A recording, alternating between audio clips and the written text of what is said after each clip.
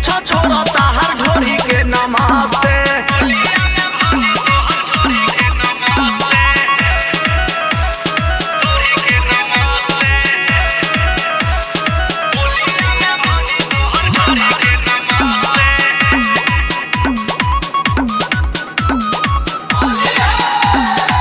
देवरा के भौजी हो जनी तरसावा, भैया के हिस्सा तनी हमरो छिखावा।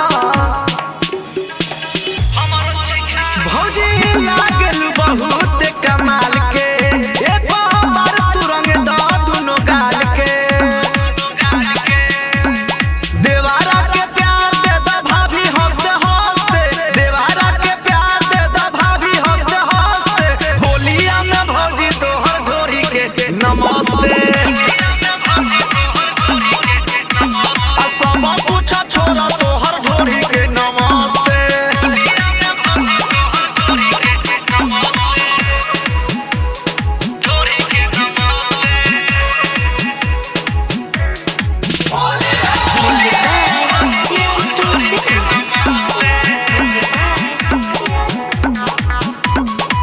होलिया में देवरों के गले दाना दाल हो, चोलिया में डाले दाना रंग लाल लाल हो। हमार मनवा के लाला सपुरावा, जनी भौजी हो तू छछनावा। बीटू बिहारी ताहर दिलवा में बसते, अछये पर प्यार भाभी दे दे हंसते हंसते। होलिया में भौजी तोहर ढोरी के नमस्ते।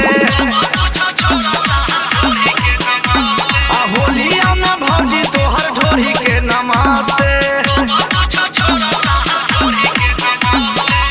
ढोरी जंक्शन में आप सभी का स्वागत है। Presented by Chandni Studio.